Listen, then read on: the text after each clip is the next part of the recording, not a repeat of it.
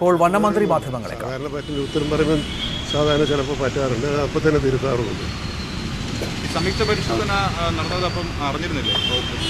Minister അറിഞ്ഞിരുന്നില്ലേ Mullaperiyar?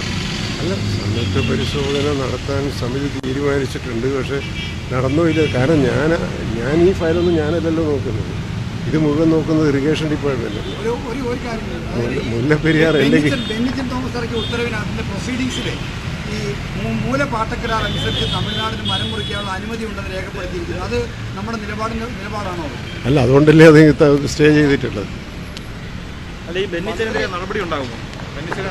അങ്ങനെ ബെന്നിച്ചനല്ല, ആ കാര്യത്തിൽ ആർക്കൊക്കെയാണ് പങ്ക്, തെറ്റായിട്ട് ഗവൺമെൻറ് നയത്തിനെതിരായി ആരൊക്കെയാണ് പ്രവർത്തിച്ചത് അത് പരിശോധിച്ചിട്ട് അവർക്കെതിരെയാണല്ലോ നടപടിയെടുക്കുക. ഈ മരമുറി അടക്കം അപ്രോച്ച് റോഡ് നിർമ്മാണം അടക്കം ഇന്ന് കേന്ദ്രവും കേന്ദ്ര ജലവിഭവ ജോയിന്റ് സെക്രട്ടറിയും സർക്കാരിനെ അറിയിച്ച കത്ത് പുറത്തു വന്നിട്ടുണ്ട്. അല്ല, അനുവാദം വേണമെന്നല്ലേ. CM-നെ അതിനെ അറിയിക്കും. പിന്നെ CM-ആയിട്ട് സംസാരിക്കാണ്ട് ഏതൊന്നും കാര്യം ചെയ്യാൻ പറ്റും. അല്ല, അത് NCPയുടെ ആവശ്യമല്ല, എല്ലാവരുടെയും ആവശ്യമാണ്.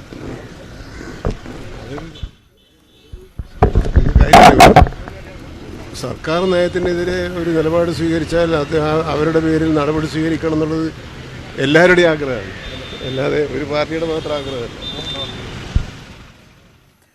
വനമന്ത്രി AK ശശീന്ദ്രൻ മാധ്യമങ്ങളെ കാണുകയായിരുന്നു. ഇപ്പോഴും ഇക്കാര്യത്തിൽ ഒരു വ്യക്തത വരുത്താൻ അദ്ദേഹം തയ്യാറായിട്ടില്ല എന്ന് വേണം മനസ്സിലാക്കാൻ.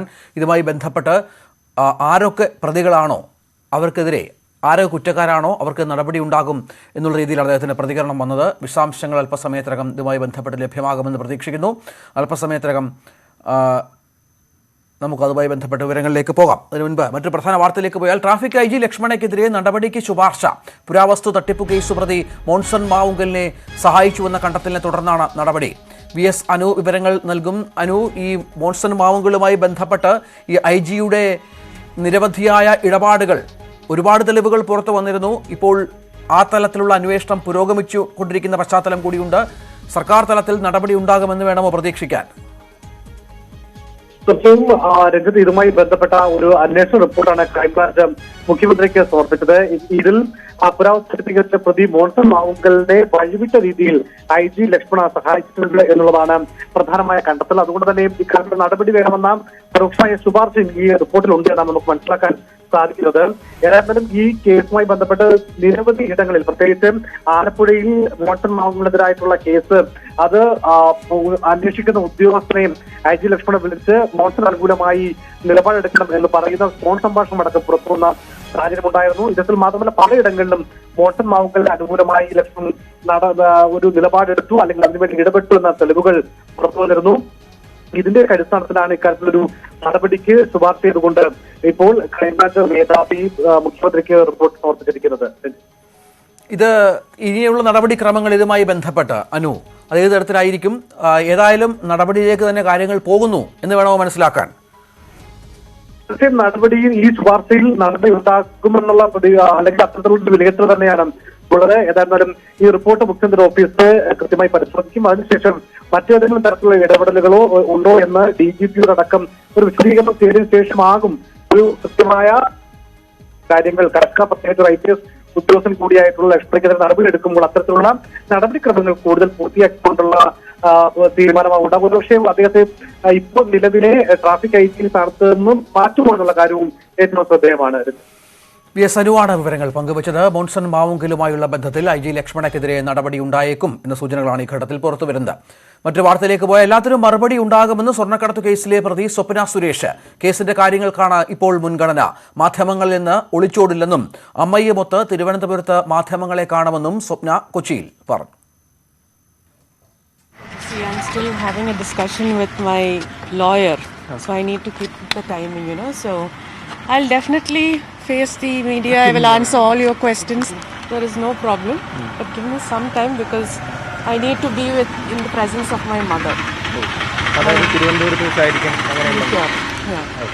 മമ്മിയുടെ കൂടെ I can talk. ഇപ്പോൾ ലീഗലായിട്ടുള്ള എല്ലാ കാര്യങ്ങളും I'm just discussing. Let me just mentally get prepared. In fact, mentally free ആയിട്ട് I'll definitely answer all your questions. I will not run away from the media. Yeah? ഒരുപാട് കാര്യങ്ങൾ പറയാനുണ്ടാകും. Let's see. Okay.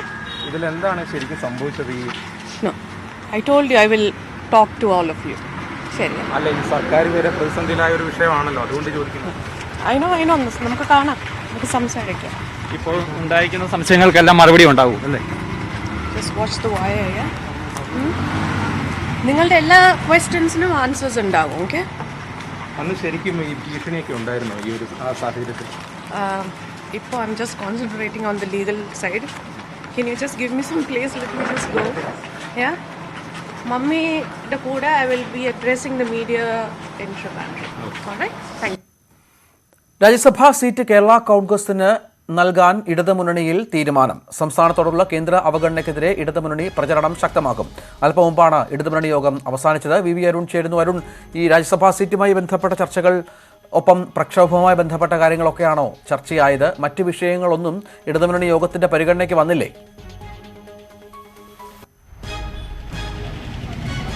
പ്രധാനപ്പെട്ട തീരുമാനം ഒഴിവരുന്ന രാജ്യസഭാ സീറ്റിലേക്ക് ആര് മത്സരിക്കണമെന്ന തീരുമാനമാണ്. അത് Jose K Mani രാജിവെച്ച ഒഴിവാണ്. അതുകൊണ്ട് തന്നെ ആ സീറ്റ് ജോസ് കെ മാണിക്ക് തന്നെ നൽകാൻ, അതായത് അവരുടെ പാർട്ടിക്ക് നൽകാൻ തീരുമാനമെടുത്തിരിക്കുന്നു ഇടതുമുന്നണി യോഗം. കേരള കോൺഗ്രസ് എമ്മിന് തന്നെ ആ സീറ്റ് നൽകും. മറ്റാരും അതിൽ അവകാശവാദം ഉന്നയിച്ചില്ല. ഒരു ഉപതെരഞ്ഞെടുപ്പ് കൂടിയാണ്. അതുകൊണ്ട് നേരത്തെ മത്സരിച്ച പാർട്ടിക്ക് തന്നെ നൽകുകയാണ്. സ്വാഭാവികമായും കേരള കോൺഗ്രസ് എമ്മിൽ ലഭിക്കുന്ന വിവരമനുസരിച്ച് ജോസ് കെ മാണി തന്നെ വീണ്ടും സ്ഥാനാർത്ഥിയാകും. അദ്ദേഹം രാജിവെച്ച് ഒഴിഞ്ഞ സീറ്റാണ്. അതുകൊണ്ട് അദ്ദേഹം തന്നെ വീണ്ടും രാജ്യസഭയിലേക്ക് പോകുമെന്നാണ് അറിയാൻ കഴിയുന്നത്. കേന്ദ്ര സർക്കാരിനെതിരെ പ്രക്ഷോഭത്തിനും പ്രചരണ പരിപാടികൾക്കും ഇടതുമുന്നണി യോഗം തീരുമാനിച്ചു. പെട്രോൾ വില അടക്കമുള്ള കാര്യങ്ങളിൽ സംസ്ഥാനത്തെ അവഗണിക്കുന്നു. സംസ്ഥാന താൽപ്പര്യങ്ങൾക്ക് വിരുദ്ധമായി കേന്ദ്രം പെരുമാറുന്നു. ഫെഡറൽ തത്വങ്ങളെ പോലും മാനിക്കാതെയുള്ള മുന്നോട്ട് പോക്കാണ് കേന്ദ്ര സർക്കാരിൻ്റേത്. അതിനെതിരെ പ്രക്ഷോഭം ശക്തമാക്കാൻ ഇടതുമുന്നണി തീരുമാനം. 30-ാം തീയതിയുടെ ഭാഗമായി സംസ്ഥാന വ്യാപകമായുള്ള പ്രചരണ പരിപാടികൾക്കും ഇടതുമുന്നണി യോഗം തീരുമാനമെടുത്തു. അവരുടെ എൻ്റെ ചോദ്യം, ഈ സമീപകാലത്തുണ്ടായ മുല്ലപ്പെരിയാർ വിഷയവുമായി ബന്ധപ്പെട്ട സർക്കാർ തലത്തിലെ ആശയക്കുഴപ്പം അത് ഇടതുമുന്നണി യോഗത്തിൽ ചർച്ചയായില്ല എന്നാണോ? അല്പം മുമ്പ് സംസാരിച്ച പ്രധാന നേതാക്കളൊക്കെ ഒരുപക്ഷെ ഈ യോഗത്തിൽ ഇത് ചർച്ചയ്ക്ക് വന്നേക്കുമെന്ന് സൂചനകൾ നൽകിയിരുന്നു.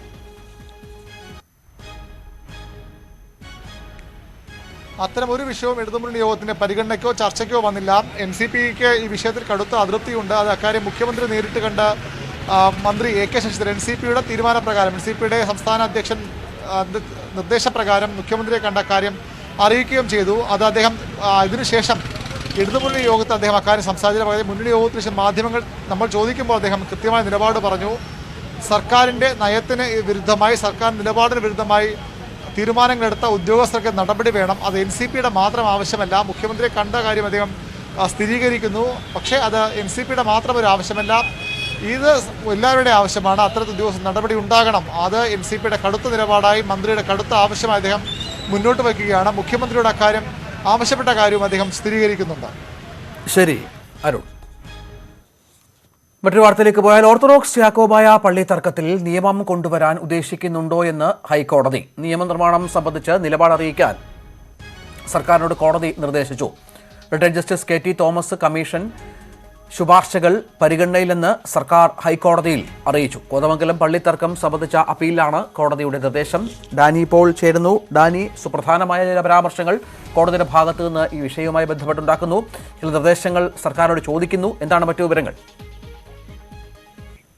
രഞ്ജിത്ത്, ഇതുമായി ബന്ധപ്പെട്ടുകൊണ്ട് അതായത് നേരത്തെ തന്നെ ഹൈക്കോടതിയുടെ പരിഗണനയിലിരുന്ന ഒരു ഹർജി, അതിലുള്ള ഒരു അപ്പീൽ കോതമംഗലം ചെറിയ പള്ളി ഏറ്റെടുക്കുന്നത് സംബന്ധിച്ച് നേരത്തെയും ഹൈക്കോടതി ചില പരാമർശങ്ങളടക്കം നടത്തിയിരുന്നു. ഇതിൽ കേന്ദ്രസേനയെ നിയോഗിക്കാൻ കോടതി നിർദ്ദേശിച്ചിരുന്നു. പക്ഷേ ഇതിന്റെ ചില കാര്യങ്ങൾ ചൂണ്ടിക്കാണിച്ചുകൊണ്ട് സർക്കാർ നൽകിയ അപ്പീൽ, സർക്കാരിന് വേണ്ടി ജില്ലാ കളക്ടറായിരുന്ന എറണാകുളം ജില്ലാ കളക്ടറിന് S. സുഹാസ് ആണ് അപ്പീൽ നൽകിയത്. ഈ അപ്പീൽ പരിഗണിക്കവെയാണ് കോടതി അതിനും അപ്പുറത്തേക്ക് മറ്റു കാര്യങ്ങൾ സംബന്ധിച്ച് കോടതി ആരാഞ്ഞത്. കാരണം ഈ പള്ളി തർക്കം പരിഹരിക്കുന്നത് സംബന്ധിച്ച് ഇപ്പോൾ ചില ചർച്ചകളും അതോടൊപ്പം തന്നെ റിട്ടയർഡ് ജസ്റ്റിസ് KT തോമസ് കമ്മീഷന്റെ ശുപാർശകളടക്കം പരിഗണിക്കപ്പെടുന്ന ഒരു അവസരമാണ്. അപ്പോൾ ഇത് സംബന്ധിച്ച് നിയമം കൊണ്ടുവരാൻ ഉദ്ദേശിക്കുന്നുണ്ടോ എന്നാണ് സർക്കാരിനോട് ഹൈക്കോടതി ചോദിച്ചത്. ഇതിൽ നിയമനിർമ്മാണം സംബന്ധിച്ച് എന്താണ് നിലപാടെടുക്കേണ്ടത്? കാരണം ഇതിൽ വളരെ പള്ളിത്തർക്കം സംബന്ധിച്ച കാര്യത്തിൽ വളരെ സുപ്രധാനമായ ഒരു കാര്യമാണ് ഇത്തരം ഒരു നിയമനിർമ്മാണം സംബന്ധിച്ച്. അപ്പോൾ ഇതിൽ നിയമനിർമ്മാണം സംബന്ധിച്ച് നിലപാട് എന്താണെന്നുള്ളത് അറിയിക്കാനാണ് സർക്കാരിനോട് നിർദ്ദേശം നൽകിയിരിക്കുന്നത്.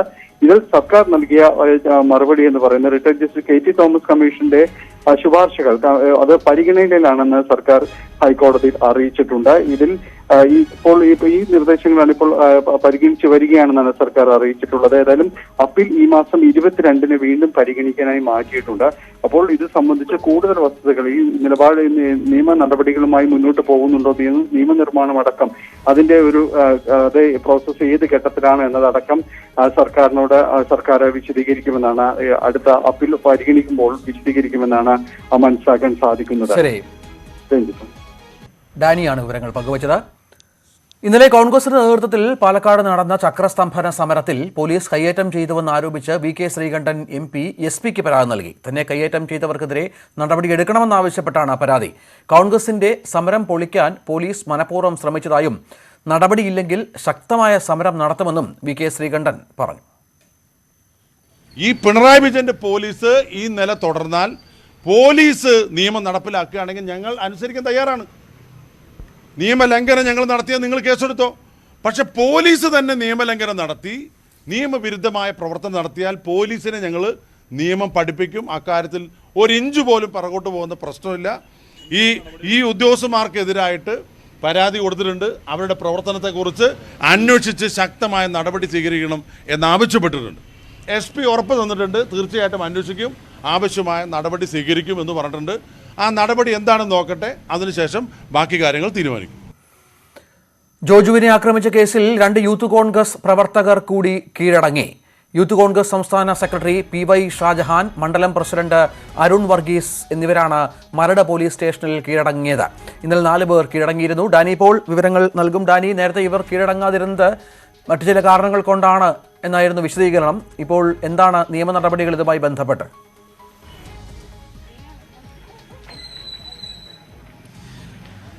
രഞ്ജിത്ത്, കഴിഞ്ഞ ദിവസം കേസുമായി ബന്ധപ്പെട്ടുകൊണ്ട് മുൻമേയർ ടോണി ചമ്മണി അടക്കമുള്ള മുതിർന്ന നേതാക്കൾ കേസുമായി ബന്ധപ്പെട്ടുകൊണ്ട് ഇവിടെ പോലീസ് സ്റ്റേഷനിലെത്തി കീഴടങ്ങിയിരുന്നു. അതിന് ഇന്നലെ തന്നെ മറ്റു 2 പ്രതികൾ കൂടി, ഇന്നിപ്പോൾ എത്തിയിരിക്കുന്ന ഈ 2 പ്രതികൾ കൂടി ഇന്നലെ കീഴടങ്ങുമെന്നാണ് DCC പ്രസിഡന്റ് മുഹമ്മദ് ഷിയാസ് അറിയിച്ചിരുന്നത്. പക്ഷേ അവർ ഇന്നലെ ഇവിടെ എത്താൻ പറ്റാത്തൊരു സാഹചര്യത്തിലേക്ക് മാറുകയും തുടർന്ന് ഇന്ന് സ്റ്റേഷനിലെത്തി കീഴടങ്ങുമെന്ന് അറിയിക്കുകയുമാണ് ചെയ്തിരുന്നത്. അല്പസമയം മുമ്പാണ് ഇവർ 2 പേരും, അതായത് യൂത്ത് കോൺഗ്രസ് സംസ്ഥാന സെക്രട്ടറി PY ഷാജഹാൻ, അതോടൊപ്പം തന്നെ മണ്ഡലം പ്രസിഡന്റ് അരുൺ വർഗീസ് എന്നിവരാണ് ഇപ്പോൾ ഇവിടെ മരട് പോലീസ് സ്റ്റേഷന് എത്തിയിരിക്കുന്നത്. കേസിലാകെ 8 പ്രതികളാണ് ഉള്ളത്. ഇതിൽ നേരത്തെ തന്നെയും മറ്റ് 6 പേരും ഇതുമായി, ഇന്നലെ 4 പേരും അതിനു മുൻപ് 2 പേരും നേരത്തെ ഈ കേസുമായി ബന്ധപ്പെട്ടുകൊണ്ട് അറസ്റ്റിലായിരുന്നു. ഇവരുടെ ജാമ്യ ഹർജി അടക്കം കോടതി പരിഗണിക്കുകയാണ്. ഇത് നേരത്തെ ഇന്നലെ കീഴടങ്ങിയ 2 പേരുടെ ജാമ്യ ഹർജി നാളെ കോടതി വീണ്ടും പരിഗണിക്കാനായിട്ട് മാറ്റിയിട്ടുണ്ട്. ഏതായാലും ഇപ്പോൾ മുഴുവൻ പ്രതികളും കേസിൽ കീഴടങ്ങിയിരിക്കുന്നു. അതോടൊപ്പം തന്നെ യൂത്ത് കോൺഗ്രസ് ജോജുവിനെതിരെയുള്ള പ്രതിഷേധം ശക്തമായി മുന്നോട്ട് കൊണ്ടുപോകാൻ തന്നെയാണ് തീരുമാനിച്ചിട്ടുള്ളത്. ഇതിന്റെ ഭാഗമായി ഇന്ന് അദ്ദേഹത്തിന്റെ ഒരു സിനിമ പ്രദർശിപ്പിച്ചിരുന്ന തിയേറ്ററിന് മുന്നിലേക്ക് യൂത്ത് കോൺഗ്രസ് പ്രവർത്തകർ മാർച്ച് നടത്തുകയുണ്ടായി. തിയേറ്ററിന് മുന്നിൽ റീത്ത് സമർപ്പിക്കുകയുണ്ടായി. അപ്പോൾ ആ രീതിയിലുള്ളൊരു പ്രതിഷേധ പ്രകടനങ്ങൾ ഒരു ഭാഗത്ത് നടക്കുന്നുണ്ട്. ഈ കേസിനെ നിയമപരമായിട്ട് തന്നെ നേരിട്ടുകൊണ്ട് മുന്നോട്ട് പോകുമെന്നാണ് യൂത്ത് കോൺഗ്രസ് അറിയിച്ചിട്ടുള്ളത്. അതിന്റെ ഭാഗമായിട്ടാണ് ഇപ്പോൾ ഈ കേസിൽ അവശേഷിച്ചിരുന്ന 8 പ്രതികളിൽ 2 പ്രതികൾ കൂടി ഇപ്പോൾ കീഴടങ്ങിയിരിക്കുന്നു. ഇവരെയും അല്പസമയത്തിനകം തന്നെ അറസ്റ്റ് രേഖപ്പെടുത്തി വൈദ്യപരിശോധനകൾക്ക് ശേഷം Ernakulam first class judicial magistrate കോടതി മുൻപാകെ ഹാജരാക്കുകയും ചെയ്യും. രഞ്ജിത്ത്, നടൻ ജോജു ജോർജിനെതിരെ കൊച്ചിയിൽ യൂത്ത് കോൺഗ്രസിന്റെ പ്രതിഷേധം. ജോജുവിന്റെ സിനിമ പ്രദർശിപ്പിക്കുന്ന ഷേണായിസ് തിയേറ്ററിന് മുന്നിൽ പ്രവർത്തകർ റീത്ത് സമർപ്പിച്ചു. ജനങ്ങൾക്ക് ബുദ്ധിമുട്ടുണ്ടാക്കുന്ന ഷൂട്ടിംഗ് അനുവദിക്കില്ലെന്നും യൂത്ത് കോൺഗ്രസ് വ്യക്തമാക്കി. സംഘർഷം കണക്കിലെടുത്ത് തിയേറ്ററിന് സമീപം വൻ പോലീസ് സന്നാഹം ഉണ്ടായിരുന്നു.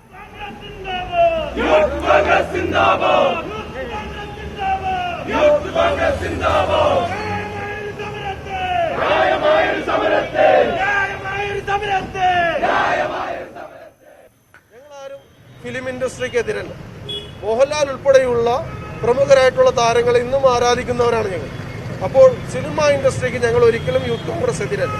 പക്ഷേ ജോജു ജോർജ് അങ്ങനെ ഒരു അഭിപ്രായം പറഞ്ഞെങ്കിൽ എന്തുകൊണ്ട് ഇതേപോലെ സിനിമാ ഷൂട്ടിങ്ങുകൾ, ഇതേപോലെ പൊതുമാർഗ തടസ്സമുണ്ടാക്കി നടക്കുന്ന സിനിമാ ഷൂട്ടിങ്ങുകൾ അതും ഒരിക്കലും നടക്കാൻ പാടില്ല എന്നുള്ളതാണ് യൂത്ത് കോൺഗ്രസിന്റെ അഭിപ്രായം. കോഴിക്കോട് മിഠായി തെരുവിലെ അനധികൃത കയ്യേറ്റങ്ങൾ ഒഴിപ്പിക്കുന്നു. കോർപ്പറേഷൻ ടൗൺ പ്ലാനിംഗ് വിഭാഗമാണ് ഒഴിപ്പിക്കുന്നത്. കോർപ്പറേഷൻ സെക്രട്ടറിയുടെ നേതൃത്വത്തിലാണ് നടപടി.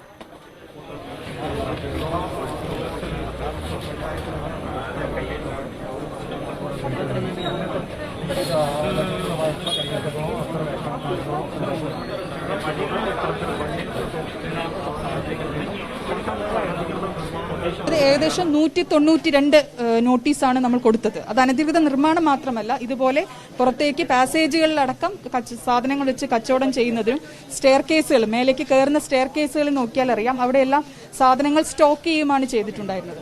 അതിനെതിരെയാണ് കോർപ്പറേഷൻ നോട്ടീസ് നൽകിയിരുന്നത്. പക്ഷേ അവർ 1 മാസത്തെ സമയം ആവശ്യപ്പെട്ട് ബഹുമാനപ്പെട്ട മേയർ 1 മാസത്തെ സമയം അന്ന് അനുവദിച്ചതുമാണ്.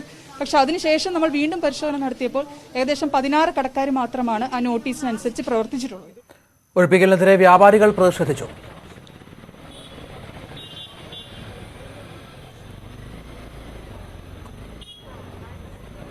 കാട്ടിത്തരം പേരെണ്ണി പറഞ്ഞുതരാം. സിദ്ദിഖ് ബ്രദേഴ്സ്, ജയ് പ്ലാസ്റ്റിക്സ്, അതുപോലെ അങ്ങോട്ട് നിരത്തി എത്ര കടകള് നമ്പറില്ല, എല്ലാം UAC നമ്പറാക്കി എടുത്തിട്ടിരിക്കുകയാണ് അവര്. എന്നിട്ട് അത് കച്ചവട സ്ഥാപനമാക്കിയത് MP റോഡിലെ എന്റെ മാസത്തേക്ക് പറയാം, MP റോഡിലെ പള്ളിയുടെ അവിടുന്ന് SM സ്ട്രീറ്റ് വരെയുള്ള എല്ലാ കടകൾക്കും 2 ഷട്ടറുകളാണ്.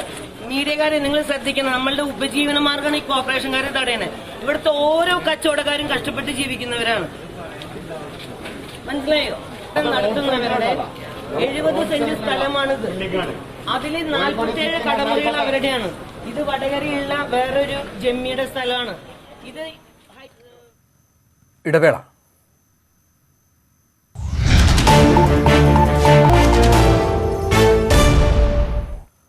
സിനിമാ ചിത്രീകരണം തടയുന്നതിൽ KPCCയിൽ വിമർശനം. സിനിമയെ സംരക്ഷിക്കേണ്ട ബാധ്യത കോൺഗ്രസിനുണ്ടെന്ന് അധ്യക്ഷൻ കെ സുധാകരൻ ഭാരവാഹി യോഗത്തിൽ പറഞ്ഞു. സിനിമ സർഗാത്മക പ്രവർത്തനമാണ്. സമരം പിൻവലിക്കാൻ യൂത്ത് കോൺഗ്രസ് നേതൃത്വത്തോട് ആവശ്യപ്പെടുമെന്നും സുധാകരൻ വ്യക്തമാക്കി. ഉമേഷ് ബാലകൃഷ്ണൻ ചേരുന്നു. ഉമേഷ്, ഇന്നും ജോജുവിൻ്റെ സിനിമ പ്രദർശിപ്പിക്കുന്ന തിയേറ്ററിന് മുന്നിൽ സമരമുണ്ടായിരുന്നു. ചില സ്ഥലങ്ങളിൽ സിനിമാ ഷൂട്ടിംഗ് സ്ഥലങ്ങളിലേക്കുള്ള പ്രകടനം അടക്കം നടന്ന പശ്ചാത്തലമുണ്ട്. ഇതൊക്കെ അവസാനിപ്പിക്കണമെന്നാണോ ഇപ്പോൾ കോൺഗ്രസ് നേതൃത്വം ആവശ്യപ്പെടാൻ പോകുന്നത് യൂത്ത് കോൺഗ്രസിനോട്? തീർച്ചയായും ഇന്ന് നടന്ന ഭാരവാഹിത്വത്തിൽ എല്ലാവരും ഇത്തരത്തിലൊരു സമരത്തെ വിമർശിച്ചു. അത്തരം സിനിമാ ചിത്രീകരണ സ്ഥലങ്ങളിലേക്കുള്ള മാർച്ചും പ്രതിഷേധങ്ങളും അവസാനിപ്പിക്കണം, അത് ശരിയായ രീതിയല്ല എന്നുള്ള വിമർശനം വ്യാപകമായി ഉയർന്നു.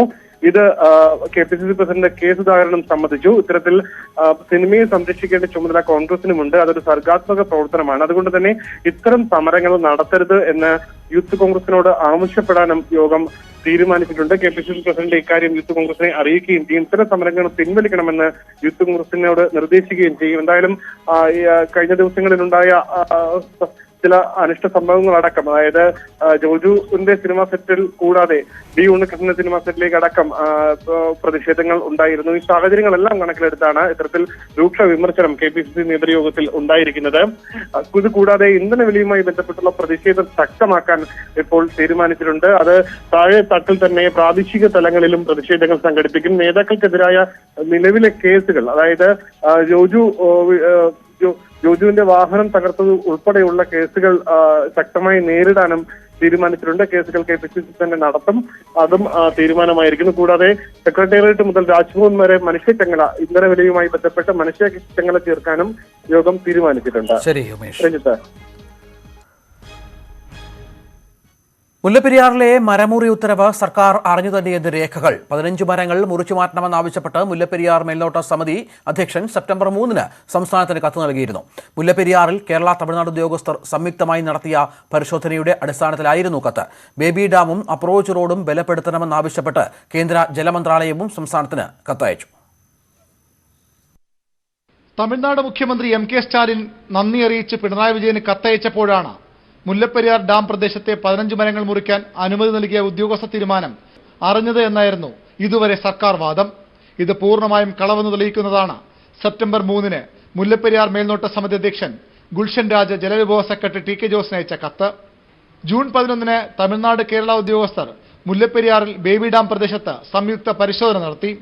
ബേബി ഡാം ശക്തിപ്പെടുത്താൻ എത്ര മരങ്ങൾ മുറിക്കണമെന്ന കണക്കെടുക്കാനായിരുന്നു ഈ പരിശോധന. 15 മരങ്ങൾ മുറിക്കണമെന്ന് കണ്ടെത്തുകയും ചെയ്തു. ഈ ആവശ്യമുന്നയിച്ച് സംസ്ഥാന വനം വകുപ്പിന് ഓൺലൈനായി അപേക്ഷ നൽകണമെന്നും തീരുമാനമുണ്ടായി. മാത്രമല്ല, തമിഴ്നാടിന്റെ ആവശ്യം അംഗീകരിക്കണമെന്ന നിർദ്ദേശവും ഉന്നതാധികാര സമിതി അധ്യക്ഷൻ കേരളത്തിന് നൽകി. ഈ തീരുമാനത്തിന്റെ അടിസ്ഥാനത്തിലായിരുന്നു നവംബർ 1 ജലവിഭവ സെക്രട്ടറി TK ജോസ് യോഗം വിളിച്ചതും മരം മുറിക്കുള്ള അനുമതി നൽകിയതും. തീരുമാനം വിവാദമായതോടെ കേരളം ഉത്തരവ് മരവിപ്പിച്ചു. തൊട്ടുപിന്നാലെ വീണ്ടും കേന്ദ്ര ഇടപെടൽ. ബേബി ഡാമും എർത്ത് ഡാമും ശക്തിപ്പെടുത്തണമെന്നാവശ്യപ്പെട്ട് കേന്ദ്ര ജലവിഭവ ജോയിന്റ് സെക്രട്ടറി സംസ്ഥാനത്തിന് ഇന്നലെ കത്ത് നൽകി. ഡാമിലേക്കുള്ള അപ്രോച്ച് റോഡിന്റെ അറ്റകുറ്റപ്പണി നടത്തണമെന്നും കത്തിലുണ്ട്. തമിഴ്നാടിന്റെ ആവശ്യപ്രകാരമാണ് ഈ നടപടികളെന്നും കേന്ദ്രം വ്യക്തമായി പറയുന്നു. മുല്ലപ്പെരിയാറിൽ പുതിയ ഡാമെന്ന കേരളത്തിന്റെ ആവശ്യത്തിനൊപ്പമല്ല കേന്ദ്ര സർക്കാരിന് വ്യക്തമാക്കുന്നതാണ് ഈ കത്തുകൾ. ഒപ്പം പുതിയ ഡാമിനായി പരസ്യമായി വാദിക്കുകയും ബേബി ഡാം ബലപ്പെടുത്തണമെന്ന തമിഴ്നാടിന്റെ ആവശ്യത്തിന് വേണ്ടതെല്ലാം ചെയ്തു കൊടുക്കുകയും ചെയ്യുന്ന കേരള സർക്കാരിന്റെ താൽപര്യവും ചോദ്യം ചെയ്യപ്പെടുകയാണ്. V Arun, News 18 Thiruvananthapuram. വിദ്യാഭ്യാസപരമായും സാമൂഹികമായും താഴെത്തട്ടിൽ നിൽക്കുന്ന നിരവധി പ്രദേശങ്ങളുള്ള ബീഹാർ വലിയൊരു യജ്ഞത്തിലാണ്. മിഥ്യാധാരണകളെയും വിമുഖതയെയും തോൽപ്പിച്ച് ജനങ്ങളെയെല്ലാം വാക്സിനേറ്റ് ചെയ്യാനുള്ള ദൗത്യത്തിൽ. വീണ്ടും ഒരു കോവിഡ് വ്യാപനമുണ്ടായാൽ ചെറുക്കാനുള്ള അതീവ ശ്രമമാണ് അവിടെ നടക്കുന്നത്.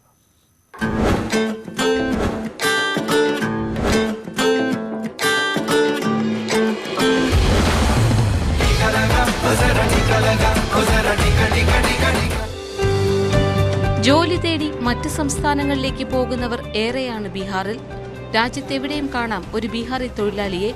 അതുതന്നെയാണ് ഇപ്പോൾ സംസ്ഥാനത്തിന്റെ ഏറ്റവും വലിയ ആശങ്ക. ജോലി തേടി സംസ്ഥാനം വിട്ടവർ ദീപാവലി ആഘോഷങ്ങൾക്കായി തിരികെ എത്തി. മറ്റിടങ്ങളിൽ നിന്ന് വന്നവർ കോവിഡ് വ്യാപനത്തിന് വഴിയൊരുക്കുമോ എന്ന ആശങ്കയിലാണ് ബീഹാർ. അതുകൊണ്ട് തന്നെ എല്ലാവരെയും വാക്സിൻ എടുപ്പിക്കാനുള്ള അതിതീവ്ര യജ്ഞത്തിലാണ് ആരോഗ്യ പ്രവർത്തകർ. छठ का महापर्व है और बहुत सारे लोग जो हमारे हैं वो बाहर से भी आके छठ मनाने के लिए आते हैं और कोरोना की संभावना से कभी इनकार नहीं किया जा सकता। तो इसलिए जैसे माननीय मुख्यमंत्री जी का निर्देश हुआ है कि जो भी आदमी बाहर से आता है, चाहे बस से आए चाहे ट्रेन से आए, तो उसकी 100% हमको कोरोना की जाँच करानी चाहिए. വീണ്ടും ഒരു വ്യാപനമുണ്ടായാൽ വലിയ തോതിൽ പ്രതിസന്ധിയുണ്ടാകുമെന്നാണ് ആരോഗ്യവകുപ്പിന്റെ വിലയിരുത്തൽ. സംസ്ഥാനത്ത് പലരും ഇപ്പോഴും കോവിഡിന്റെ പ്രശ്നങ്ങൾ പൂർണ്ണതോതിൽ മനസ്സിലാക്കിയിട്ടില്ല. ഈ സാഹചര്യത്തിൽ ദീപാവലിക്ക് മുൻപായി കോവിഡ് പരിശോധന, വാക്സിനേഷൻ സംഘങ്ങളെ റെയിൽവേ സ്റ്റേഷനുകളിൽ അടക്കം വിന്യസിച്ചിരുന്നു. ഇവർ ബോധവൽക്കരണവും വാക്സിനേഷൻ പ്രവർത്തനങ്ങളും നടത്തി. अगर लोग टीका लेके बाहर से नहीं आए तो उनका टीका नहीं करना है, तो इसलिए लोगों का यहाँ बहुत सहयोग भी है और हम लोग बहुत खुश हैं कि वो अपना स्वस्थ होकर सुरक्षित रूप से अपना छठ मनाएं. സ്നേഹത്തിന്റെയും സന്തോഷത്തിന്റെയും സന്ദേശവുമായി വരുന്ന ഉത്സവകാലത്ത് കോവിഡ് വ്യാപനം ഉണ്ടാകാതിരിക്കാനുള്ള സർവ്വസന്നാഹങ്ങളും ഒരുക്കുകയായിരുന്നു ബീഹാർ സർക്കാർ. സീതാമർഹി അടക്കമുള്ള ജില്ലകളുടെ ഭരണകൂടങ്ങൾ നൽകിയ നിതാന്ത ജാഗ്രത കോവിഡ് മൂന്നാം വ്യാപനം ചെറുത്തു എന്ന് തന്നെയാണ് ബീഹാർ സർക്കാരിന്റെ വിശ്വാസം. ന്യൂസ് 18 സീതാമർഹി.